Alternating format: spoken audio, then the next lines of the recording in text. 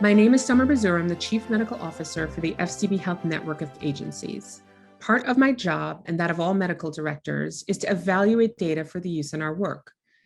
During the evaluation of oncology clinical trial data, I became aware that the racial demographics within many of these clinical trials do not align with, firstly, the percentage of those racial groups within the overall population, and secondly, with the disease incidence and mortality rates for those specific populations. While African Americans are about 13% of the United States population, they comprise 3% of the cancer trial population.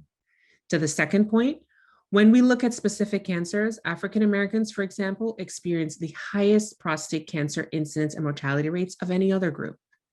The incidence is 80% higher than Caucasians, and the mortality rate is 60% higher than Caucasians. But their enrollment in prostate cancer clinical trials is less than 10%.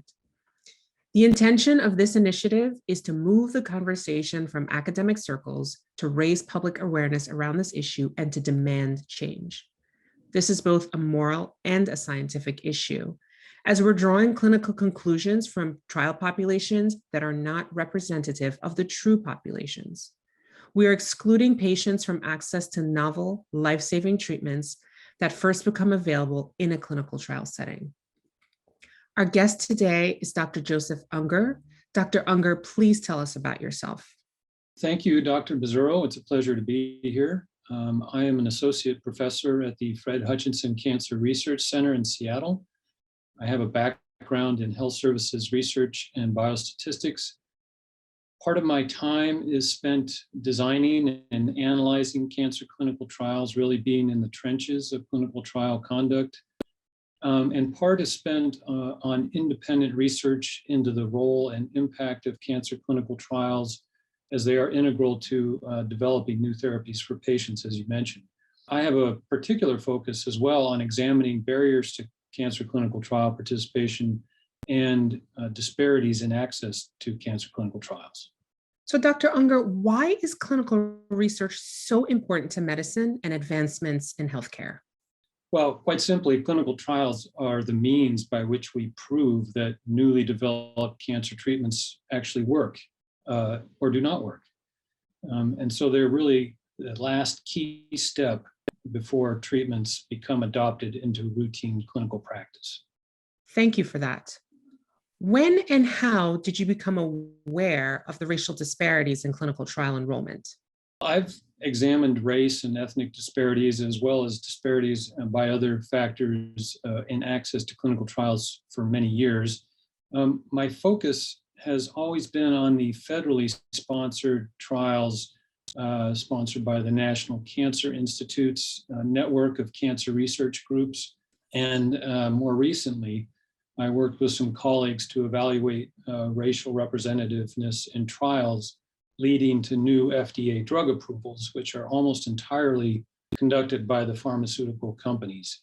And there, the disparity was really extraordinarily apparent, with only about 3% of patients were Black in those trials compared to an expected rate of about 13%, as you mentioned.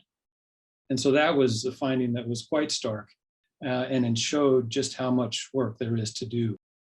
Dr. Bazuro, Sommer, when did you become aware of racial disparities in clinical trial enrollment? As I mentioned, as a medical director, oftentimes we are combing through clinical data to determine how they might be used in our work. Mm-hmm. And it was in that combing through of clinical trial data, I started realizing that the patient populations and the patient demographics of these clinical trials were not at all representative of what the reality was. So if we were talking about a triple negative breast cancer population and we wanted to showcase materials with women, Black women and Hispanic women who might skew a little younger, we were finding that in our patient population, we didn't have a lot of those patients. So I started to notice that and then started to dig into how widespread this issue was and found that in fact, it was not isolated and it was fairly widespread. So that's how I became aware of it. Yes, it is really quite apparent, isn't it? I mean, you can see it right there in the immediate records. What is the impact of a diverse trial population in clinical research? Great question. A diverse clinical trial population really is critical to ensuring that the results of clinical trials can be confidently applied to all patients with cancer.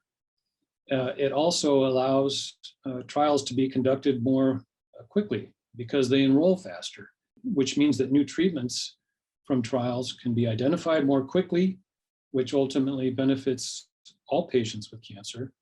And of course, perhaps most importantly, for the patient's sake, we want to make sure that everyone has access to the newest treatments that are available in clinical trials without barriers. Thank you so much, Dr. Unger, for taking the time to speak with us today. Thank you to our viewers out there. Like and subscribe to our channel. Watch for the next session coming soon. Demand change, take action, sign the petition. Let's not wait to save lives from cancer. Join us. Visit clinicalequality.com.